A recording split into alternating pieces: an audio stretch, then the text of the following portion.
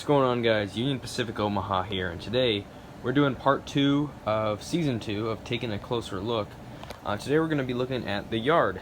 Now, kind of make this kind of a quick video. I don't have a whole lot of time, but we're going to get right into it.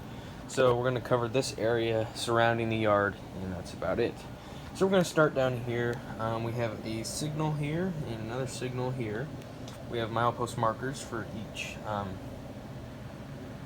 side, which is kind of unrealistic. At a throat of a yard, these would be absolute signals, which wouldn't have mile markers on the signals, which indicates that they're automatic block or not absolute. Anyway, so here's the switch into the yard. Here's the main track. We have some trees here, and here's where our yard office is. We have a truck parked out here.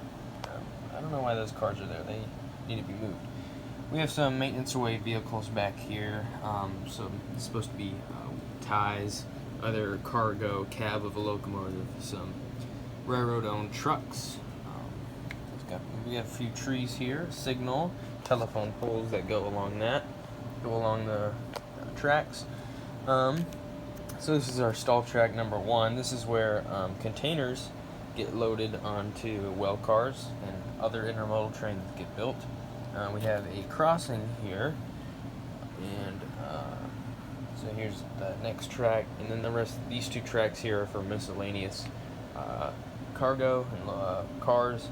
So we follow the yard track this way, not very much, and then off of the yard main track that breaks into the yard, we have a track that breaks out and becomes two other tracks, and this is our engine facility.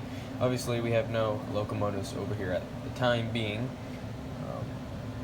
just because I don't have it set up for operating session or anything, so there's no locomotives here. I'm gonna move down, take a seat on here, and as you can see, there's nothing on the inside of this building. I could have 3 tracks, but you know, with Easy Track and all that, it's kind of a pain to set up, so I don't have it set up. And then I have some little fuel barrels there.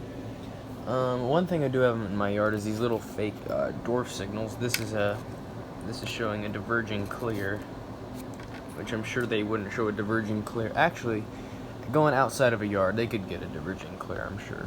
We have, what's this say? 20-mile-an-hour speed limit, which is a lot for a yard, kinda.